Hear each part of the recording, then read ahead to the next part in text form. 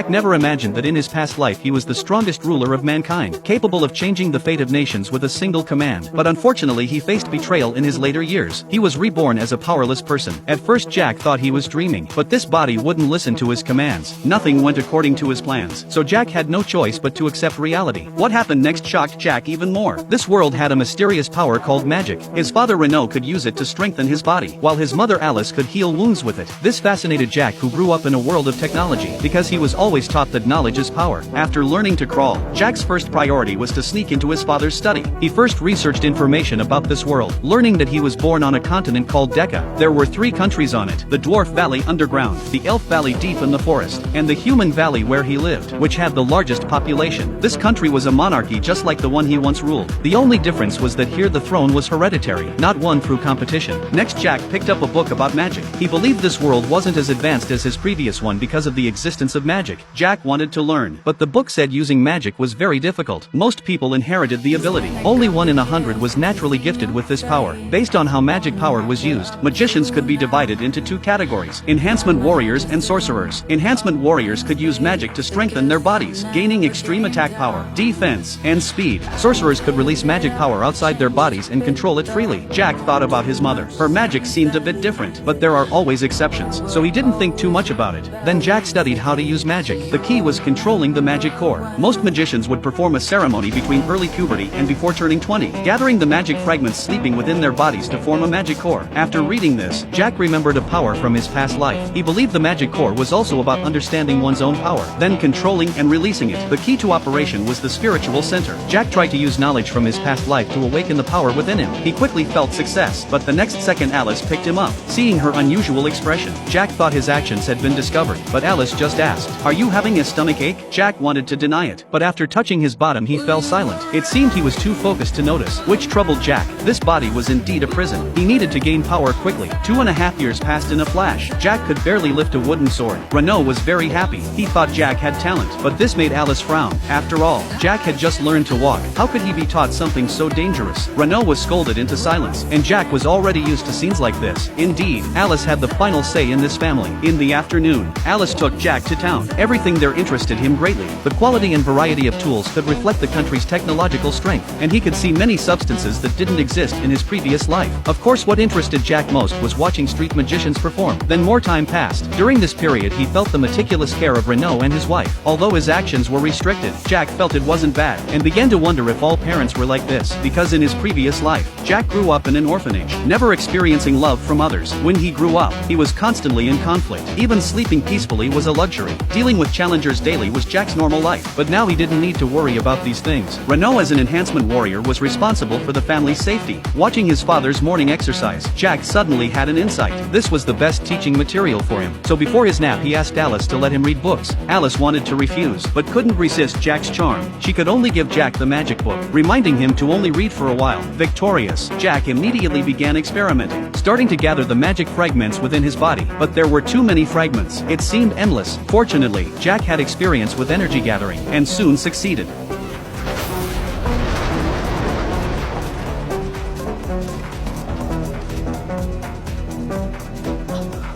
Renaud immediately protected Alice, ensuring his wife wasn't hurt. Then he quickly went upstairs to check on Jack, but what he saw made his jaw drop. His child, who wasn't even 3 years old, had already formed a magic core. Jack was proud after succeeding. His daily studies had finally paid off. Next he could happily use his power. But unexpectedly, debris from the earlier explosion suddenly fell. Jack had no time to dodge. He thought his second life would end in such a place. Fortunately, Alice and Renaud saved him in time, pushing away the falling wooden boards. Seeing her child safe, Alice burst into tears. Jack didn't understand why, because in his previous life, no one had ever cried for him. In this atmosphere, Jack somehow started crying too.